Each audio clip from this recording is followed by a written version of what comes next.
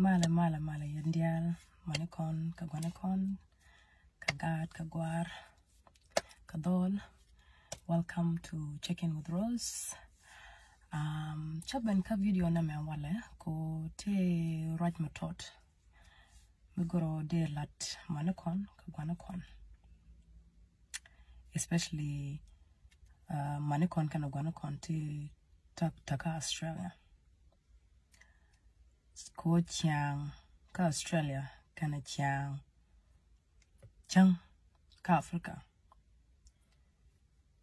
chika chat. Mugoro de lat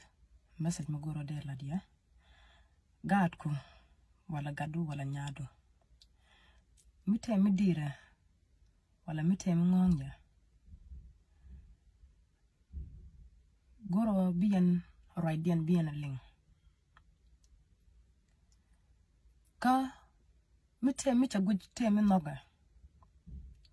che mite gujala goro bawadel goro wala goro te lada mite guj mu goro belel ka chi nok ma da loidu te ko gadu wala nyadu wala gadu che gujala te mite jak mu te loidu tin. So chi da peno da na mada wala ka nyok mi gado wala nyado mi cheben ka goro right kaji ka goro bay lat mi dear mi tem ka goro bay lat mi ngong ja ma ling nyuri bi rade bieling chi bala yam ko nene chi da la yam inene namo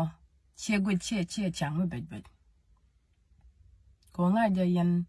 puchian chang mu bej chi na root ka Africa but gwa tanai tin na ta chika par niona ne ba gad kon biken rodian nak a jeg lo ajana mo kana odo kon chartin amu jago gad metot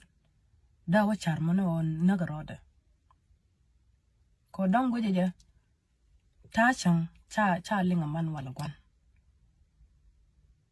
dong goje rode like cha understand wala dong te ti trude ti dwala ko dong goje jala chaka darlat ko dong goje jala man kana gwan chi kana be understand. Tung no da chadi da lo dungno tung na chala pal ka jarwich ko ngan cha benene me ngoda kwa ta ka run diech so dung da la tolan ya but chemi da de potin ngano chang kuje bone gwa be kokten che raje chalat ka video menyam. But ajan message maton mi goro de lat